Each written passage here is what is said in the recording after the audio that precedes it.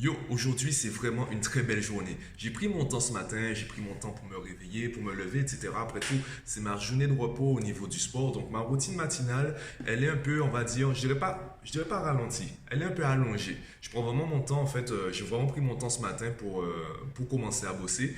Et en plus, j'avais un rendez-vous ce midi et ce rendez-vous a été annulé. Donc j'en ai profité, je suis parti voir les magasins, voir enfin si je peux remplacer mes sandales.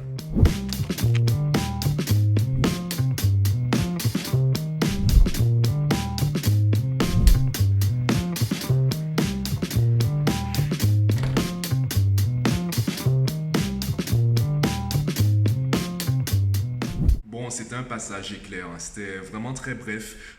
Je passe plus de temps dans une librairie à regarder les livres que dans un magasin de vêtements à regarder les vêtements. Je suis vraiment pas porté sur cela. C'est la raison d'ailleurs pour laquelle en fait je marche très souvent en sandales parce qu'en Guadeloupe il fait chaud déjà. Donc avoir des chaussures fermées, je dirais que c'est même contre-productif. T'es pas à l'aise, c'est pas confortable, tes pieds ont chaud, etc.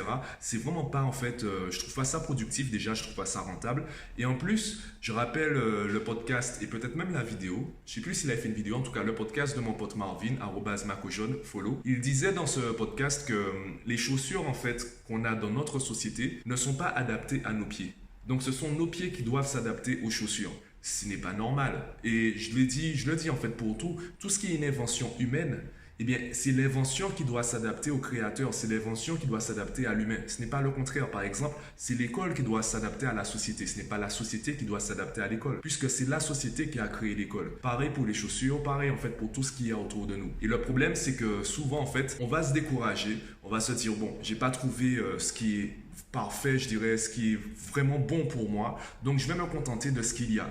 Et non. Non, personnellement, j'ai arrêté de penser comme ça. Enfin, j'ai arrêté. Je m'entraîne à ne plus penser comme ça. Donc, quand je vais dans un magasin, si je trouve pas exactement ce que je veux, j'achète pas. Du coup, ben, je suis à mon bureau, je suis en train de bosser.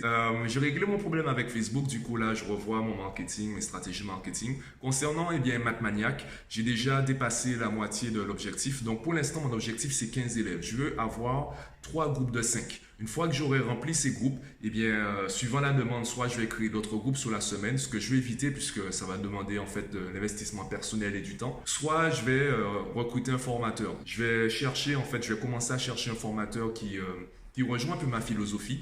Donc, vraiment travailler avec quelqu'un avec qui je m'entends. Je ne cherche pas spécialement quelqu'un de compétent. Après tout, c'est ce que j'aime bien avec les maths, c'est que le théorème de Pythagore, il existe depuis des siècles. Donc, tu n'as pas besoin d'avoir un bac plus 8 pour enseigner le théorème de Pythagore. Tu as besoin des compétences qui ne sont pas mathématiques. Et c'est vraiment cela que je recherche chez une personne. Et au niveau des compétences, tu n'as pas besoin d'être le meilleur vendeur, tu n'as pas besoin d'être ci, tu n'as pas besoin d'être ça. Avant tout, il faut qu'on puisse être une équipe. Et pour qu'on puisse être une équipe, il faut déjà qu'on puisse s'entendre. Donc, je vais d'abord chercher quelqu'un qui a un certain niveau en mathématiques et surtout quelqu'un avec qui je m'entends. Quelqu'un avec qui, en fait, je vais pouvoir discuter de l'approche que j'envisage pour les élèves, la manière dont je vois le coaching, la manière dont je vois l'école. Quelqu'un, en fait, qui est sur la même longueur d'onde que moi. Comme ça, je sais que lorsque je commence une phrase, la personne est capable de la finir à quelques mots près. Et je pense que comme ça, en fait, ce sera beaucoup plus facile de déléguer et de faire confiance au niveau des élèves, également au niveau des parents. Le problème du coaching, c'est que c'est vraiment en fait du relationnel avec l'élève. Et c'est la raison pour laquelle j'essaie d'avoir un minimum d'élèves parce que avec trop d'élèves, en fait, je vais me perdre au niveau des profils, je vais me perdre au niveau des personnes et j'ai besoin de savoir de qui je parle, à qui je parle, comment je lui parle, etc. Donc il faut vraiment en fait qu'il y ait une sorte de relation de confiance entre l'apprenant et le coach, le formateur, et également avec le client, le parent. Bon, du coup, le vlog d'aujourd'hui sera très court. Là, je vais passer ma journée à bosser sur l'ordi. Il n'y a pas grand-chose à dire à part la petite sortie de ce matin. J'ai un autre rendez-vous cet après-midi avec pour un élève d'ailleurs en terminale. Donc, on verra ce que ça donne. Je te rencontrerai ça un peu demain, sans rentrer dans les détails, hein. Après tout, c'est leur vie, c'est pas la tienne. Donc voilà, journée très cool et sinon demain il y a le rendez-vous jeudi et la semaine prochaine il y a le mardi resto. D'ailleurs si tu as une idée de bon resto à découvrir en Guadeloupe, je veux bien que tu me le dises en commentaire de la vidéo en privé sur la plateforme de ton choix, Facebook, Instagram, Twitter, comme tu veux, LinkedIn, comme tu veux, ou YouTube. Si tu as une bonne idée de resto à partager et si tu veux également participer au rendez-vous mardi resto de la semaine prochaine, eh bien, envoie-moi un message, je te donnerai les indications, tu me donneras les indications et on se donnera rendez-vous directement au restaurant.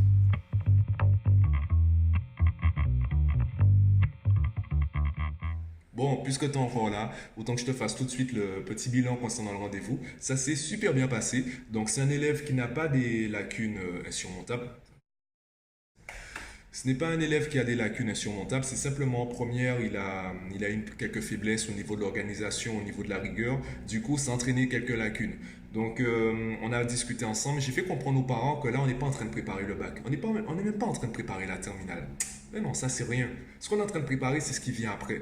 Parce qu'il y a la réforme des lycées, même si ça ne touche pas les terminales actuelles, eh bien, ça touche le lycée. Donc, il y aura certainement des dysfonctionnements au cours de l'année.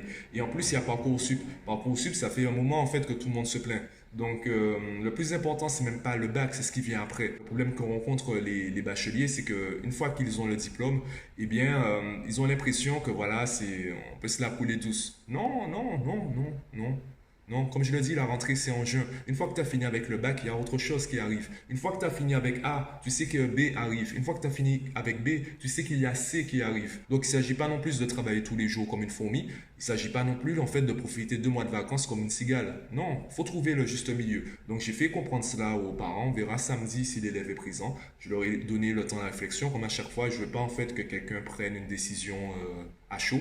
Je veux vraiment que ce soit à tête reposée, que chacun discute dans la famille, que surtout l'élève, l'enfant, l'adolescent puisse dire je veux le faire. Et s'il répond je veux le faire, eh bien là, on verra samedi à 8h30, on commencera à bosser ensemble. Voilà. Bon, je termine le montage du vlog et je te publie ça.